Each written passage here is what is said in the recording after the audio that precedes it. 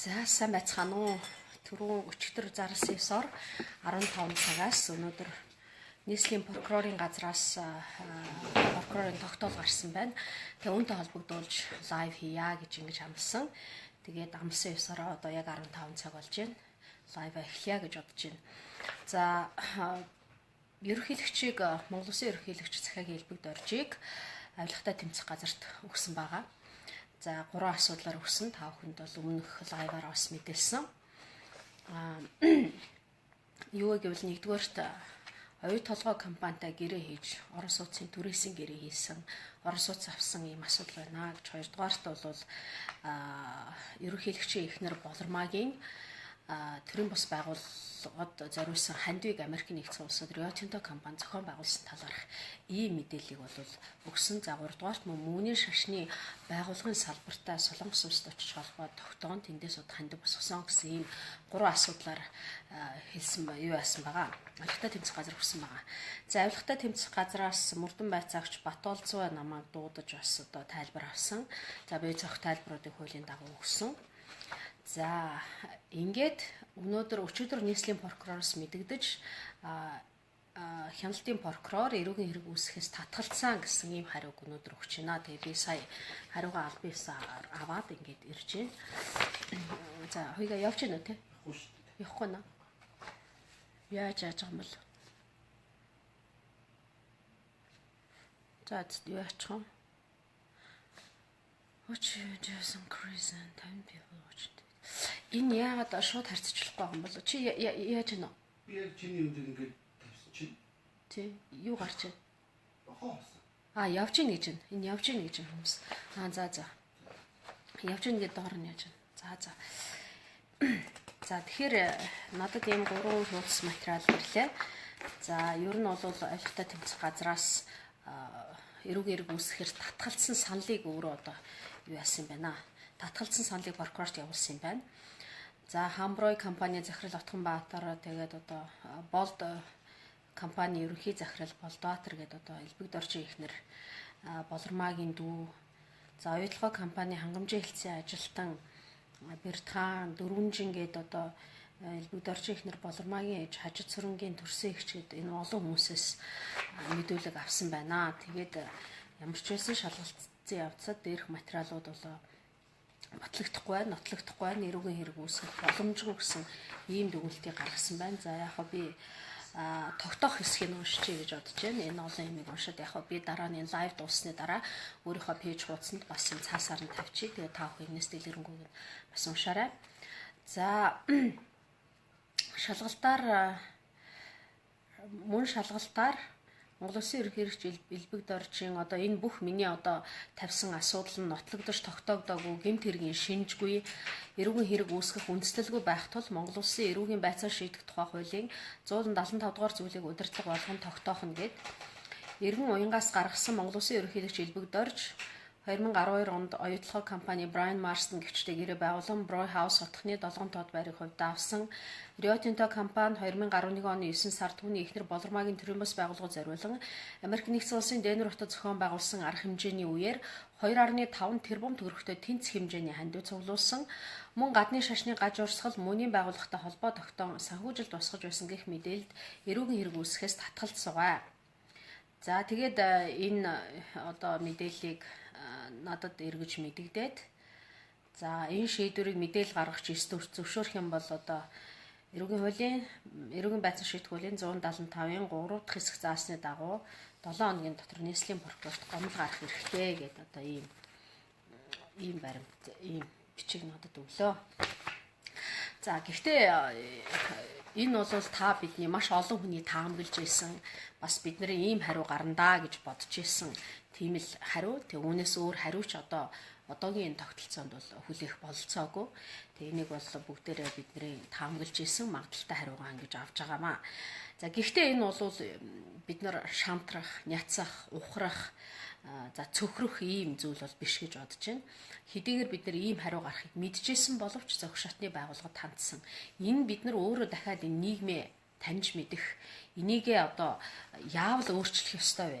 Нэг ч ихсэн хүн энэ бүхнээс хамаарад энэ одоо авилгатай тэмцэх газрын өгж байгаа хариу, нийслэлийн прокурорын гаргаж байгаа энэ олон одоо хариу бичгнээс үүдээд бид нар ер нь ямар тогтолцоонд амьдарч байна, энийг яагаад өөрчлөх ёстой юм бэ гэдэг талаар илүү баталгаа олж авсан ийм л үйл явц, энэ үйл явц бол энд бол их чухал гэж ингэж бодож байгаа юм. За олон хүн хэлжсэн тэр дээдрүүгээ авилгатай тэмцэх газар прокурор, хууль хүчний байгууллагууд нь ерөнхийлөгчийн өөрийнх нь мэдэлд томилгооны мэдэлд ингээ байхад бид одоо ийм асуудал тавиад нэмэргүй гэж олон хүн хэлжсэн. За гисэн ч гэсэн бид заавал асуудлыг зохих ёсоор ном журмаар нь тавих ёстой. Тэгээ гарч байгаа хариу бол бид нарыг харин энэ ямар нийгэмд амьдарч байгаа вэ гэдгийг аль болох олон хүнд бодтойгоор баталгаажуулж ойлгуулах бидний талд одоо их юу гэдгийг бид их энэ системийг зөв ойлгосон олон хүн нэгдэжээж энэ тэмцэл өөрөө зөв болно гэж ингэж боддог. Түүнээс биш яг тодорхой нэг эрх ашигын төлөө тэмцэхээр бол энэ тэмцэл удаан явдгүй л дээ. Жохон явж байгаа зам салдаг. Харин энэ систем өөрөө буруу байна гэдгийг олон хүн ойлгоод ирэхээр энэ өөрөө зорилгоо зөв тодорхойлсон тэмцэлд их олон хүн нэгдэж тэмцэл өөрөө зөв болоход их чухал нэмэртэй байдаг юм аа. Тийм учраас л би ямар ч одоо үйл ажиллагааг залхууралгүй, залхалгүй, цөхрөлгүйгээр хийх нь их чухлаа гэж ингэж боддог. За ер нь бидний өмнөх тэмцэлж гисэн 10 гаруй жилийн иргэний хөдөлгөөнүүдийн манай Бацандан Магна Ганбаатар гэл бидний эхлүүлж ирсэн тэр тэмцэл бол тухайн үед ямар ч баг найдлаггүй байсан шүү дээ. Гэхдээ бид нар тэр тэмцэл тасралтгүй үргэлжилж явснаар өнөөдөр бол монголчууд энэ зүв байжээ, энэ систем тогтолцоог өөрчлөх, үндсэн хуулийг өөрчлөх, ерөөсөө энэ монголччин олигархчсан гэдэг энэ одоо зүйлийг чинь өөрөөсөө биеэрээ мэдэрч байгаа. Тэгэхээр энэ бол хин нэгэн заавал ярьж ээж, хин нэгэн оройлон дуурч ээж, тэмцэж ээж, явж ээж ингэж үр дүнд хүрдэгэ. Нэг л хүн одоо нэг л өдөр босоод ингээ өөрчилчдөг зүйл биш. Энэ бол тийм цаг хугацаа шаардсан, төсвөр төвчээр шаардсан бас их амаргүй ажил. Бид нар ч нь бол зүгээр л ямар нэгэн салбар хэн нэгэн хүний эсрэг биш. Ерөөсөө систем тогтолцооны эсрэг явж байгаа үйлдэл юм аа л нэг хэсэг шүү дээ. Тийм болохоор бутарч зүрх хэрэггүй. За над руу бас олон хуульчид ярьсан. Үндсэн хуулийн цэцрүү хандвал яасан бэ гэж би тэгээд хэнийг ч мохоодгүй явах хэрэгтэй. Амжилтгүй болохыг мэдчихсэн ч гэсэн л явах хэрэгтэй. Энэ үйлдэл нь өөрөө их чухал юм аа. Арчил гэдэг чинь хэрвээ тэр нь байгаа юм бол бид нар тэр бүх үйлдэлийн гүйцээ тэгээд энэний үр дүнд энэ системийг үнэн зөвөөр нь ойлгосон олон хүмүүс бий болж нэгдэж хамтрахад энэ их чухлаа гэж ингэж бодож байгаа юм аа.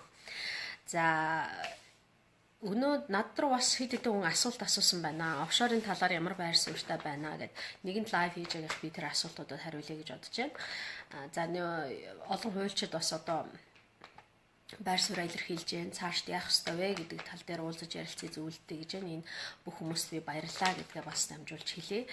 За офшорын талаарх байр суурь бол мэдээж офшор бол монголчууд бүгдээрээ л эсэргүүцэж байгаа асуудал. Энэ бол хулгай мөнгө. Энэ бол та бидний өмч хөрөнгийг зарж одоо цөөхөн хүний эрх мэдэлд очисон. Тэр хүмүүс мөнгөө одоо буруу газар л хадгалж байна шүү дээ. Тэгэхээр энэ бол яалтчгүй одоо буруу шахах ёстой үйлдэлүүдийн нэг. За өчигдөр бас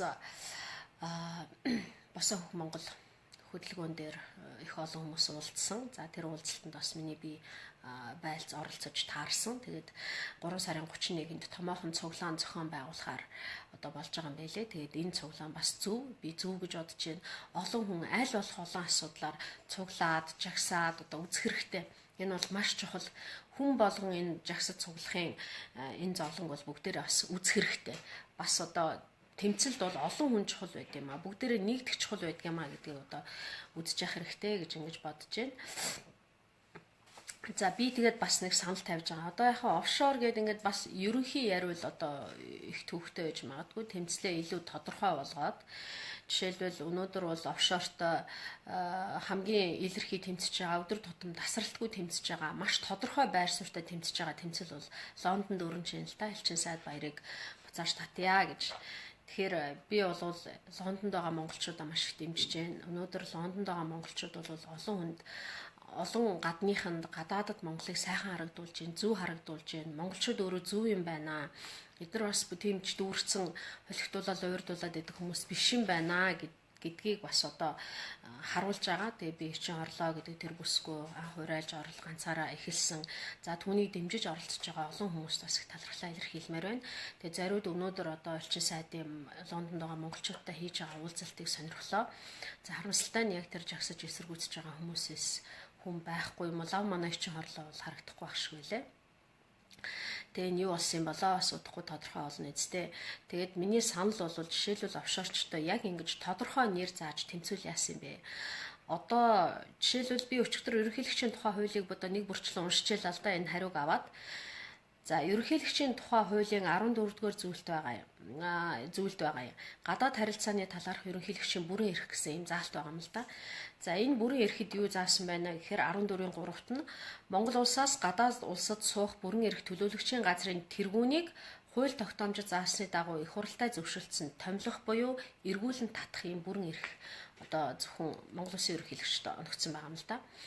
Тэгэхээр бид нар яг баярыг буцгээд ээж болно. Гэхдээ төр, хууль, ёс юмбар, төр төмгөр баяр бол ер нь буцъя надад хэцүү байна гэж буцчдаг юм бас биш л дээ. Тэгээ энийг эргүүлэн татах цорын ганц бас эрх мэдэл нь ерөнхийлөгчд байгаамаа. Хэрвээ бид нар яг л ерөнхийлөгчд одоо нэгэн тавилгатай тэмцэх газар бусад өөрийнх нь томилдог энэ байгууллагууд мэдээж ерөнхийлөгчийг одоо хариуцлага тооцох, огцруулах ийм шалтгаан байхгүй байна гэж ямар ч баримт гаргаж өгсөн үзэж байгаа бол бид тэгвэл ерөнхийлөгчөөр буухасаа наан хийлгүүлэх ажил бас байна гэж бодож байна. Тухайлбал одоо элчин сайдыг тодорхой элчин сайд нарыг эргүүлэн татах ийм шаардлагыг бид нар тодорхой шаардлагыг тавьж болно. 3 сарын 31-ийн жагсааллын одоо шаардлагад бас ийм шаардлага байгаасай гэж би ингэж хүсэж байгаа юм. Иймэрхүү байдлаар бид нар ерөнхийлөгчид одоо олгогдсон бүрэн эрхийг нь ашиглаж тодорхой үйлдэл хийлгүүлэх байдлаар одоо цаашид бас тэмцлээ үргэлжлүүлж болох юм гэсэн ийм бодол санаа бас надад өчигдөр ерөнхийлөгчийн тухай хуулийг дэлгэрэнгүй уншиж хахад төрж ийл л да. Мэдээж одоо их хурал дээр ерөнхийлөгчийн асуудлыг оруулнаа, хэлэлцүүлнэ гэж амласан бас гишүүд байгаа. Тэгэхээр тэр гишүүн бол бас ажиллаа хийх байхаа гэж бодож байна. За ямар ч байсан бид нар шаардлагуудаа ингэж тодорхой болгож ирвэл офшорын эсрэг тэмцэл маань илүү бодиттой болж ирж магадгүй гэсэн юм бодол байна. Офшор гэж ерөнхийд нь бид нар яриад байхгүй. Энийг эзэн биежүүлээд яг хэн офшортой юм? Офшортой тэр бодиттой хүмүүст хариуцлага тооцох. Тэрэн дунд ерөнхийлөгчийн бодит одоо эрх нь ямар байна, хуулиар олгоцсон эрх нь ямар байна? Тэр хүрээндээ тэмцэх ийм ажлыг хийж болох юм аа гэж ингэж ийм бодол төрснөө бас хуваалцъя гэж бодлоо. За өөр асуултууд ирж байна. Би бас нөгөө лайв шууд хийж байхад хүмүүстэйгээ шууд харьцахад төвхтэй байдаг учраас бас манай хүнийг гуйгаад ирж байгаа одоо онцлог асуултуудыг надад хараад өгчээ гэсэн байгаа.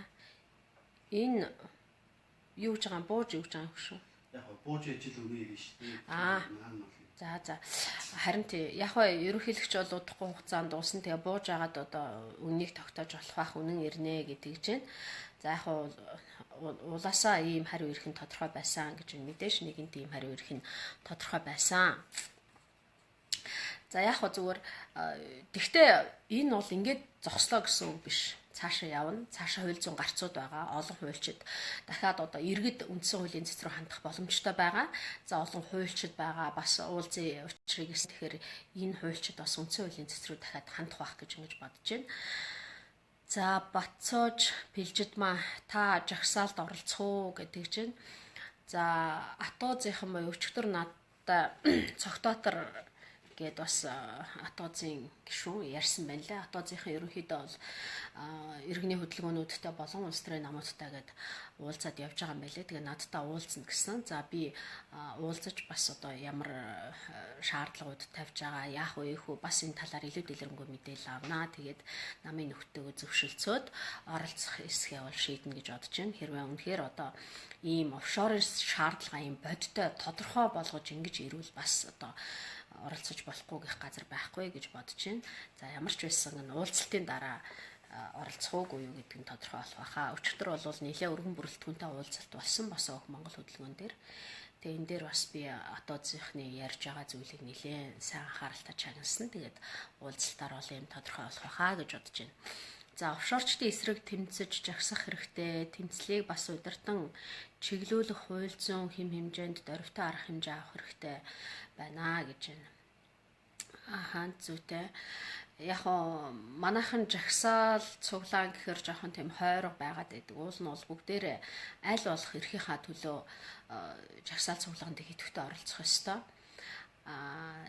Тийм тэгэхээр энийг хуулийн хүрээнд одоо нэг зовлонтой юм нь хамгийн түүхтэй нь юу гэдэг вэхээр жагсаал цуглаанд олон хүн ирэхээр бас өөрсдийн одоо үүмэн самуун дэгдэх хүмүүс бас давхар оруулдаг ийм нэг залтай арга байдаг л да. Тийм учраас жагсаал цуглаан зохион байгуулна гэдэг бол зохион байгуулагчдаас өндөр бас зохион байгуулалт шаарддаг.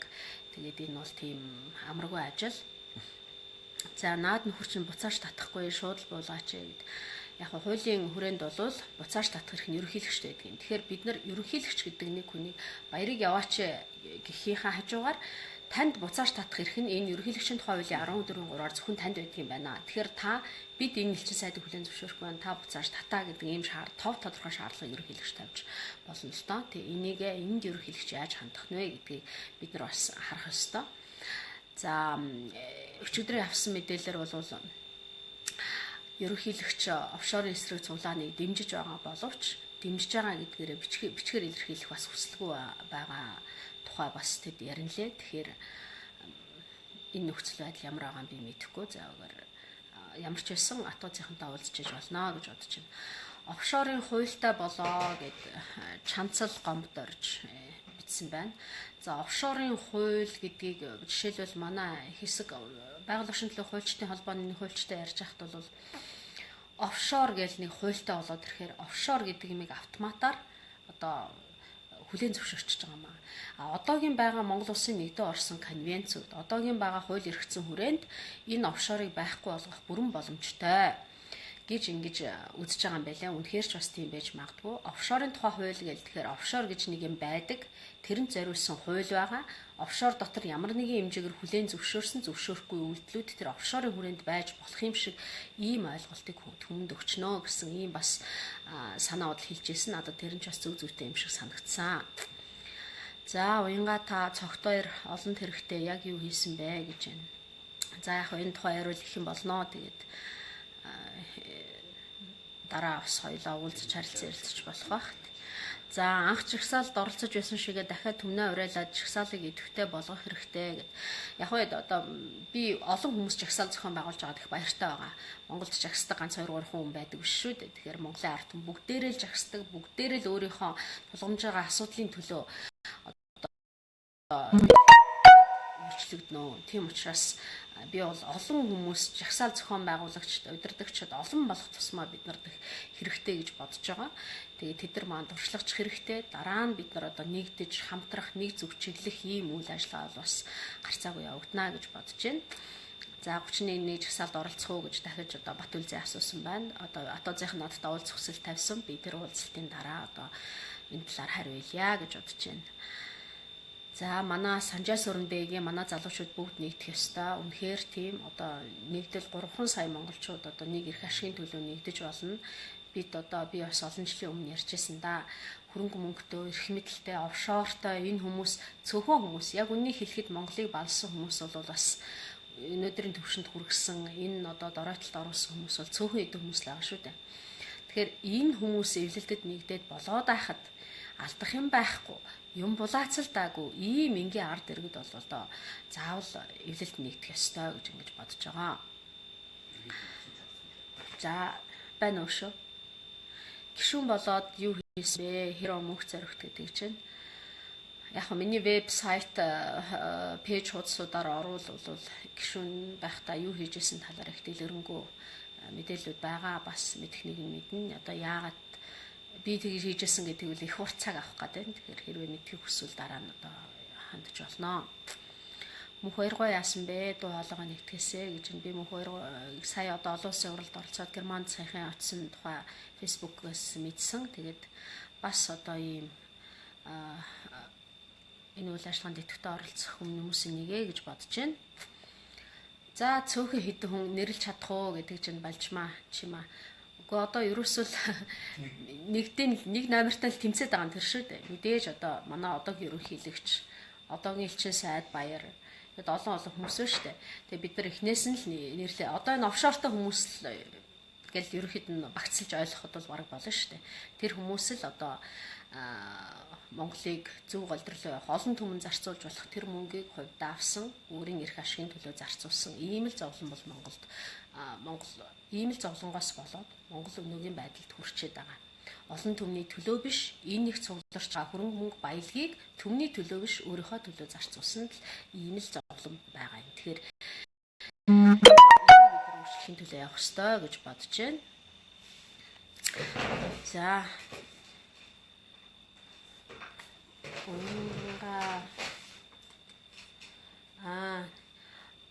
утсаа алдсан талаар их олон хүн сөрөг мэдээлэл ирүүлээд яасан бэ гэж асуугаад байх юм. Би одоо энэ талаар яг үнийг хэлэхэд их олон хариулсан да. Тэгээд дахин хүмүүс энэ талаар яриулах ч гэдэг юм уу? Эсвэл одоо эсвэл үнэхээр их л олж авах гээд байгаа хүмүүс сайхан нэг ярилцлагаараа Зиндацыг юмд ярилцлагаараа их тодорхой хэлсэн. Энэ бичлэгийг зориуд улс төрийн зорилгоор ашиглах гэж тараасан тэр эзний хүмүүс бол надад хэлсэн. Одоогийн хотын дарга Сувбат болд энэ бичлэгийг бол нэлээд дээр оны өмнөхөн хоёр намын хамтарсан засгийн газар байхад Сувбат болд гишүүн байгаль орчин хөдөөгийн хөгжлийн байнгын орон дарга байхдаа өөрийнхөө үзүүлсэн байлаа. Хүмүүст үзүүлээ явуулсан байлаа. Тэгээ би бол үнэндээ Сувбат болд гишүүнийг гэж одоо толгойд орж ирж төсөөлөгчгүй байсан. Бид бол бас одоо ажил хэргийн сайн харилцаатай, дажгүй л ийм харилцаатай хүмүүс миний толгойд үнэхээр ороогүй. Гэхдээ яг нь намайг хорлно гэж бодоогүй байх. Ямар ч үсэн одоо Эрдэнэчимгийн ийм бичлэг байна гэж их олон хүнд үзүүлсэн байна. Тэгээ бүлгийн хурал дээр үзүүлсэн болохоор тэр чинь нууц байж болдгүй байна л да. Тэгээд тэр бүлгийн хуралд байсан олон гишүүн надад хэлсэн ардын намын. Би тэгээд тэр хүмүүст одоо маш их баярлж байгаа. Үннийг хэлэхэд би энэ хэн байж болох вэ гэж маш их одоо олон сар бодсон. Тэгээд тэр олон сарын өмнөх тэр үйлдэлийг бас тархиндаа буулгах гэж их олон сар шаналсан. Тэгээд ямар ч үсэн үннийг мэдсэн. Тийм учраас би маш их одоо тайвширч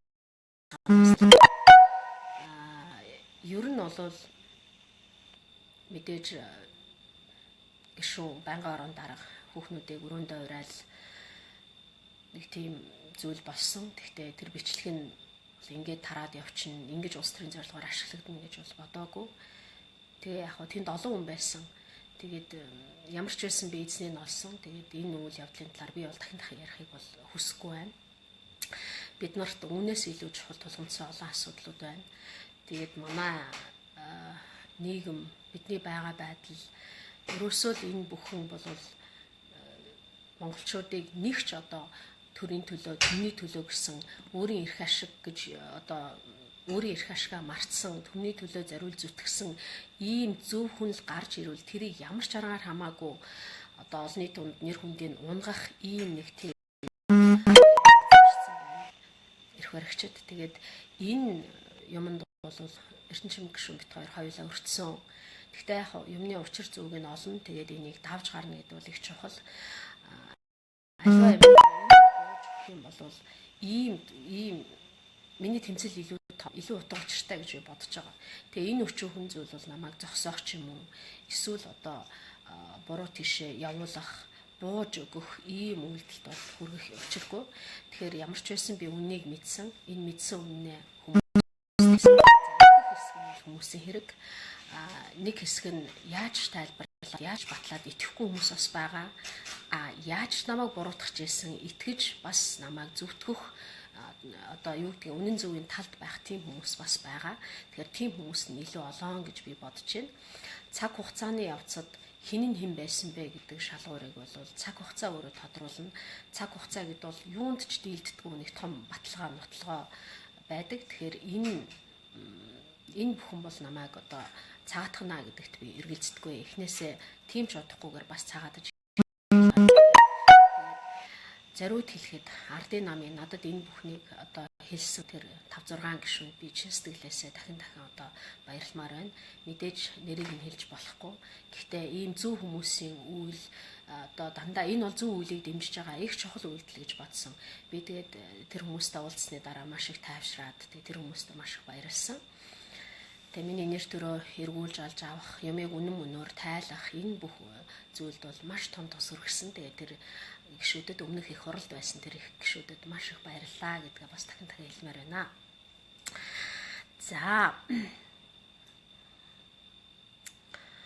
За дараа нь хамаг сайхан залуучууд маань эх орноосоо дөрвөж байна штэ. Энэ үнэхээр харамсмаар байна. Үнэхээр бас тийм л дээ. Тэгээд энэ 26 жилийн л одоо Монгол орныг буруу авч явсны үр дүн. Уул нь бол эх орноосоо дөрвөл тэнд бол Монголоо сайхан байна гэж би нэг их итгэдэггүй. Тэгэхээр би бол бүгдээрээ нийлээд тэмцэлд нэгдвэл гадагшаа явах гэж очролж байгаа шиг тийм хүмүүс талбай дээр гарч ирэхэд л бид юмыг өөрчлөх юм болцоо бол байгаа байхгүй. Тэгэхээр надад жоо харамсалтай санагддгийн үнэндээ. Солонгос явах гээд гадаадад ажил хийх гээд тэр цугларч байгаа залуус. Тэгээ тэр одоо юу гэдгийг тийм талбай дээр шоу хийхэд цугларч байгаа тэр залуус хэрвээ тэмцэлд нэгдэж чадах юм бол Монголд юмыг өөрчлөхөд их амархан. Тэгээд тийм зүйлд биш харин одоо тийм зөв зүйл дээр л нэгдэж ингэж олуулаа явж чадахгүй байгаа нэг харамсмаар л санагддаг л да. Жишээлбэл утааны эсрэг гэл тэгж Facebook, интернетээр бол хэдэн 100 мянгаараа дэмжлэг хүлээж байгаа боловч яг жагсаад ирэхээр одоо хэдэн хүн байдаг вэ гэд. Тэгээ ийм бид нар нөгөө бодтой тэмцэл рүү хүн болгон ордог байвал их зүгээр байна л гэж ингэж би боддөг юм аа. За энд гадар чинь дахиад асуултууд байна гэж байна. Тий. За тэгээ ерөнхийдөө бол би асуудлуудаа ярьсан үнд ирсэн их олон ярьж байгаа асуултуудад бас түүж хариуллаа. Тэгэхээр та бүхэн за энэ дөр юу гэж байна? Ажил нь хүнд шүн уйлж ханжаалаа хэцүү. За тийм олон хүмүүс бас элбэг тарж юу болсон бэ гэж байна. Яг юу энэ бичлэгийг ухраагаад эхнээс нь үзэхээр хамгийн түрүүнд тайлбарлсан байгаа. Тэгээ ямар ч байсан эрүүгийн хэрэг үүсгэхээс татгалцсан ийм шийдвэр ирсэн. Тэгээ энэ бүхэн бол бүх юмыг хаачлаа. Ерөнхийлөгчийн хэрэг ингээ хаагдлаа гэсэн үг биш ээ. Энэ үргэлжилнэ. Та бүхэн санаж байгаа бах. Улсын их хурлын гишүүн байхдаа би одоо авилгатай тэмцэх газрын ажиллаа өгч байгаа дарга гамбал даргаас асуусан. Баяр даргын хэргийг яагаад ингэ таах хэрэгсэхгүй болгоч вэ? Яагаад хаачваа гэхэд надад бол гамбал дарга хэлэхдээ нөхцөл байдал амаргүй байна. Улс төрийн нөхцөл байдал бол тиймч одоо энэ хэргийг эрүү үсгээ шалгахад тохиромжтой биш байна гэдгийг бол яг энэ үгээр биш боловч ойлгомжтойгоор хэлсэн. Тэгээд цаг нь болоход сайн цаг ирэхэд зөв хүмүүс төрд гарахад энэ бүхнийг буцаагаад эрүүгийн гэмт хэрэг болгож шалгах боломжтой гэж ингэж үздсэн байсан. Тэгээд ерөнхийлөгчийн асуудал дээр ч гэсэн бас ийм цаг ирэх байхаа гэж ингэж бодож байна. За тэгээд ямар ч байсан миний энэ лайвыг цаг гаргаж бас үзсэн та бүхэнд баярлалаа. За ямар ч байсан ингэж дуусгая. Тэгээд тодорхой асуултууд байвал би дахиад одоо лайв хийж хариулахад бэлэн байна. За өмнө ирсэн олон ирсэн асуултуудыг ч гэсэн сая бас ерөнхийд нэгтгэж хариуллаа гэж бодож байна. Тэгээ анхаар сонсонд баярлалаа. За би бас дараа нь мессенжээр та бүхэн асуултаа ирүүлвэл би тус нь хариулъя гэж бодож байна. За баярлалаа.